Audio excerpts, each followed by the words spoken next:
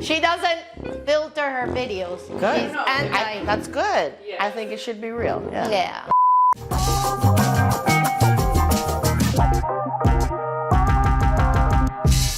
So, hi here, power ladies. Welcome back to another episode of Madi Trilogy. And today we are going to have a really important subject presented by my good friend, Joanne Dalrymple.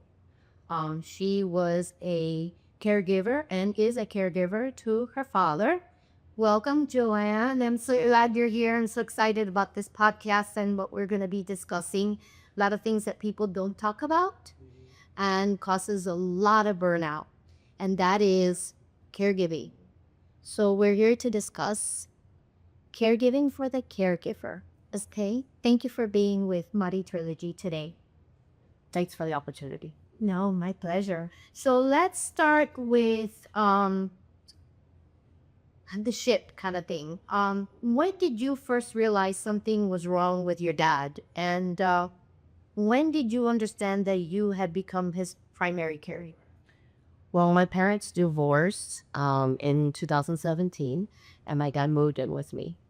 He hadn't been living on his own for a while, so I told him, just come with me. I have room in my house. And I started to notice changes. My dad was in the military, and he really prided himself in being organized and put together, having a routine. And he had beautiful handwriting, the beautiful script whenever he wrote stuff down, even just notes for the grocery. And I noticed changes where I would see a coffee cup here and a sock there, messy handwriting when he would write things down, and he started to move slowly. And so there's slow changes. And when we went to go get diagnosed to see what was the issue, we found that he had Parkinson's. And that's what it started off with. And 50% of people who get Parkinson's get dementia. End up with dementia. And in 2020, everything stopped. And I think maybe his routine changed.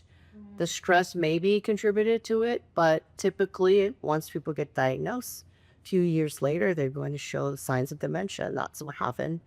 And he started to see things that weren't there, hear sounds and smell smoke that was not existent, Like the hallucinations, but it encompassed all of his senses. And there would be days where he didn't eat because he mistook his hunger pains for acid reflux, and he took Tums instead. He had a headache, but he was just really tired. He needed to sleep. So he stopped taking care of himself the way he should have, and would go on a walk and get lost, and I can't find him, and I call him. Find my friends to find where he's at, and then go pick him up by the car. He backed into a trash can, but a huge dent in his car, so, small things, and they just started adding up. And then you forgot to pay a bill, and you got a late notice. And so, like, as things progressed, you saw, okay, yeah, this is dementia. Now I have to take over. And then meantime, you're working all day, right? Yes, I went full time. And so He was home alone. He was just totally retired, using the cameras to watch him, and I'm calling him with the Alexa because he's not answering his phone. And I'm at work stressed out, trying to figure out what's going on with him. And that's when I knew, okay, we got to do something else, for sure. Wow. So I remember when you reached out to MD Senior Placement and seeking assistance and trying to place your dad in a facility. I'm very happy we were able to help you with that. And but I also felt what we all that have been caregivers in the past go through, which is the guilt Absolutely. of doing that. So the what has been the hardest emotional part of caregiving, and what do people will not see that you wish others could understand? I think because you're with that person on such a regular basis, you have constant reminders of their decline, the slow slipping of their personality, of the things that they were so proud of that the capabilities that they had. I remember as a kid that my dad was the strongest man I ever knew. He had the strongest muscles, and he could carry and do anything, could fix anything, and he could work hard and doesn't stop. And to see that part of him that he was so proud of to slip away, that was really hard. Every day, seeing more and more things that he couldn't do, and be the person who has to tell him, no, you can't do that. Yeah. No, you can't Take a come look. here. Please sit down. Don't do that, and be the one who constantly has to be the bad guy, That is the hardest part, I think. I think also the other burden that maybe not everyone else sees is the times where you have someone who is regressing into childhood, anyone who has a toddler knows that you've got a human being that is upset about something that's unreasonable and there's no talking them down. And to constantly redirecting them, to calm them down and try to do it all with grace without having, your own temper tantrum again at them, that's the hidden thing people don't see, because when others are around, when you go to the doctor, when you have family friends over, they're perfectly fine and they're wonderful and they're great. And then the door's closed and then they give you the attitude. And people don't believe you that that's what's happening. Correct. Yeah. That is correct. And I think, just a constant worry about this individual, like concern. That's the first thought in your head. You wake up and that's the first thought in your head is what needs to be done. That alone It's a huge break. mental with this. Yeah, definitely. So, talking about exhaustion, what role have guilt and exhaustion played in your caregiving journey, and how have you learned to manage it, or manage, what you were going through? How did you manage? I think that is the hardest part of being a caregiver, because you feel the responsibility to your family member. So to even want to say something that you're having a hard time, you feel guilty about even saying something, because it's your family member. You're supposed to love them endlessly. They did so much sacrifice for you. Why can't you do it for them? So that it's a constant cycle of guilt. Am I loving on them enough? Am I, you know, taking enough time to spend time with them? Am I treating them kindly? Am I giving them the right food? Did I forget something? Did I not give them their medicine on time? The constant guilt it's a constant cycle of guilt. And the time that you have to spend doing your regular life and then come home and then spend time doing caregiving, it's like a second job. Of course. And And that we all don't have a good day every day. correct, sometimes, and they don't like, it's hard to explain that to your loved one, is that I had a really hard day. That doesn't matter. At a certain point they can't process that, Of course. and you have to just be caregiver, and that's it. And I think to deal with the exhaustion, I had to make my health and my had to make boundaries for myself and plan things for myself and make it a priority to put myself not as the last option, but to move myself a little bit higher up on the priorities as the caregiver. Of course, as a young professional, life slips by really quick. So it's important. I'm glad you brought that up. Which is the next thing we're going to talk about is boundaries and self-care. Was there a point when you realized you needed boundaries to protect your own well-being, and that looked like? How did it look like for you?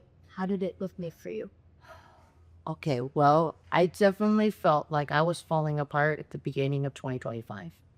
Beginning of 2025, I felt like my emotions were thin as paper, and I couldn't concentrate. I love to read, and I couldn't even read because I couldn't keep a straight train of thought to focus on reading, to relax enough to read, to sleep, even though I was so tired, because there's 5,000 thoughts in your head, and everything made me cry. Everything made me angry. Everything made me frustrated. And the only thing that I didn't have an extreme the emotion of was excitement. Nothing was exciting. I just had like a sense of doom. And um, I think I cried at the drop of a hat at everything. And the mention of my father to someone outside of being in front of my father, I cried. I cried at work. I cried with my friends. I cried in the grocery store. I cried. I constantly cried. And I knew that that was the moment I had to do something about it. And I went and got therapy. One of my coworkers offered me the name of her therapist. And when I went to go see her, it was such a relief to lay off that burden on her, to have an unbiased and, a place to lay that off of me. And that was one of the ways that I dealt with that. And with the exhaustion, I definitely needed to put boundaries on how far I was going to take care of Dad because I wasn't sleeping enough at all. And that's when I reached out to you and we were talking about putting Dad in a place where he can get the care he needed and I could be the daughter again and not just caregiver. And I remember it took a while because it does take, and people don't understand, you know, the emotional uh, burden on making such an important decision, right? Because you think about them, you don't think about yourself. Which is another question I have is support. Besides the therapy, what other support helped you the most? And that you wish you had earlier but didn't know to ask for it. Um, Family support. Did you have any? Well, one person who played a huge part in my caregiver journey was my hairdresser. She's been my hairdresser for over 13 years. And like I'm actually do my hair. You look beautiful. You look yourself. And her mother went through the journey of Alzheimer's and dementia ahead of my father. She was maybe 3, 5 years ahead of me. And so she kind of gave me a peek into what I could expect. And the emotional decisions I was going to have to make. She gave me guidance on where I should apply for assistance. I got home health aides paid from the VA. I've got, uh, the adult daycare. They picked him up and dropped him off. And it was from her advice to push for it, to look for it. Yeah. And, just being able to cry and laugh with her, to, her reassuring me that I'm not doing anything different than any other caregiver, that me being angry, upset, sad, frustrated, all those feelings were the same things she felt. She told me about the guilt. Yes. And she told me about, you're going to have to decide to put Dad somewhere so that way he can get the care he needs and you can take care of yourself the way you need to. Because it's not just your life and not just his life, it's your life too. Yeah. You have the right to live your life. And I I had a struggle with putting myself as a priority, and she was really key with supporting me. I obviously was also supported by my family members and friends, coworkers, even that, of course, I was crying everywhere. And It was very evident that you were going through something. yes, Right? and a lot of people loved on me and supported me. Now, what I wish I knew sooner, definitely that those home health aides were available. I would have done it way sooner. That I would have put my dad in adult daycare so he could socialize and be with others. I would have done it sooner too. Um, and maybe I think I would have placed him sooner too if I didn't have so much guilt about like giving up on it. Because that's the feeling you have when And that's the big word. yeah. That for me was the big one. So I'm sure it's the same for everybody else. Um, I was gonna ask you something really quick. What I was gonna mention, not ask you, is the fact that we can't take care of anybody if we're not well ourselves. Absolutely. So, and that's one of the things that I learned when I was going through my journey with my mom, and it was, if you get sick, which I did, he can't take care of you or her. So you need to make a decision. Looking back, and forward. For women watching who are caregiving right now and struggling quietly, what do you want them to know? And looking back, what are your reclaiming for yourself now? Well, one of the ways I got most of my help was just opening my mouth and saying something. I think for so much of the time that I was taking care of my dad, I did it out of obligation, out of love for my father, but I did it on my own. I got this. I could do it. I'm going to keep going, push forward. But you're allowed to talk about it. You can talk to people, and it's not complaining, it's seeking out support. I think that that's the hugest thing that a lot of people have a misconception about is talking about it means that you are ungrateful for this person or that you don't want to do it. It has nothing to do with that. It has more to do with finding that help you need, finding the support, and just venting sometimes. Sometimes you just want to have someone say, "Man, that sucks," you know? Yeah. And I found so many of my resources because I decided to talk about it. And I ended up finding out coworkers who had struggled through it and they had lost their loved ones years prior. And I had no idea. They were doing all of their job and struggling and pushing through and making it look seamless. And I had other friends that were dealing with stuff and I had no idea. And we could have been supporting each other that whole time instead of struggling by yourself. Open your mouth and say something. I think that's the first thing that you really need to do. Well, actually, you mentioned something really important. It's just the complaining. And we think sometimes that we say this and that, and we say and we repeat it again. People kind of think we're complaining. And, um, everybody's has issue, but we have the blessed life. And you feel bad talking about the same thing and don't want to type this out kind of thing. Because you're talking about the same thing over and over and when we're not, people do listen, believe it or not. They a lot of people want to help rather than not, right? Exactly. If someone wants to support a caregiver, what does real help look like and what usually does not help? I think if you want to support a caregiver that you know in your life, be specific on your offer of help. Saying, let me know how I can help is such a general, vague offer of help that the caregiver really can't grasp to because there's so many things you need help with. And I think if you're more specific with your offer of help, hey, I cooked this meal. I want to bring it to you. When can I bring it to you? Be specific in your offer of help. Yes. I want to come over and hang out with you. Because even if you're not specifically helping with the individual being cared for, supporting your caregiver just by being there is huge. Just being there. And part of my ways of doing that, I would have monthly get-togethers with my friends at my house, and we'd get our nails done. Had a lady come over to our house to do it, and that was my way to have something, like a play date, but just all my friends with me, and I could still be caregiver and have time together. And that was some ways that my friends supported me without necessarily taking over for the caregiver, but supporting Luis. Um, That's a great idea. I mean, the way is, I love the human interaction. The yeah, important. And, specific offers of help are the best way. If you say, let me know what I can do, that's really hard for a caregiver to say, I need help. It's so hard for us to say that. Yeah. That's so true. That's so true.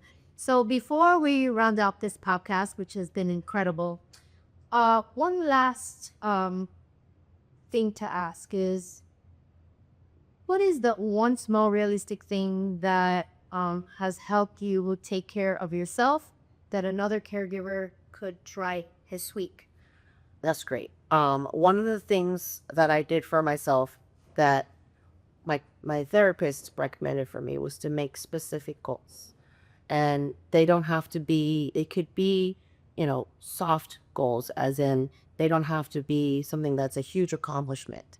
And what I did was monthly, I write on my mirror 3 categories of things. My to-do list, of course, but then I made sure to include self-care. So getting my hair done, getting my nails done, go get a facial.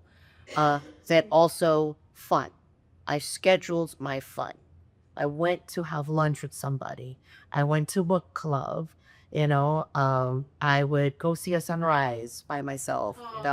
I love sunrises at the beach, and I love art, so I wanted to include art sometimes. So I would schedule either go see an art gallery or to paint or draw something, and made it a mandatory thing for myself to put myself as a priority. I wrote it on my mirror with a dry erase marker, and made it a point to look at it and make small moves, small intentional moves to try to take care of those things, to take care of me, because the to-do list is only part of it. And the two other things were self-care and fun. And that was daily reminders. So I'm gonna have to keep constantly remind myself, take care of you, Joe. Yeah. Yeah, that's so true. That was fantastic. Now, to finally end, what other um advice can you give our viewers watching that are caregiving today? Well, I think one piece of advice in general that could probably help anyone, not just caregivers, was this year, 2025, I decided to move forward with intention, to focus on my intention rather than my accomplishments. I didn't measure my successes, I didn't measure my failures. I measured how hard I tried. Did I try? Yes. Did I get there? No, but you keep going. And I accomplished way more in 2025 than I ever did than when I made goals and New Year's resolutions and I'm going to do one, two, three, four, five, instead of focused on how hard I was trying. I was trying success. I didn't measure myself, but I didn't get there. And because I was focused on trying, I didn't give up as easily because I was like, see, look, I made a small step, progress. That's And amazing. you measured it that way rather than, did I get it? No. Okay, I'm going to give up. And you kind of become, you have self defeat, because you're not getting where you need to by the time you think you should. Instead, just focus on trying. And if you keep trying, you're going to get there. And this last year was the most successful, happiest year I had because I focused on my intention. Amazing. Yeah. That is super, super good. So there you go, ladies. You can't get more empowered than this. This is one empowered woman that I get called my friend. Um, any assistance that you all need, please don't hesitate on reaching out to MD Senior Placement. We have a group of experts ready to help you and assist you and place your loved one. 786-326-3933. And I can't end this podcast without mentioning our next Empower Her event on January 29th at Kitchen 57. This is going to be a powerful one you don't want to be. Joanne will be there. So see you then. Have a good one.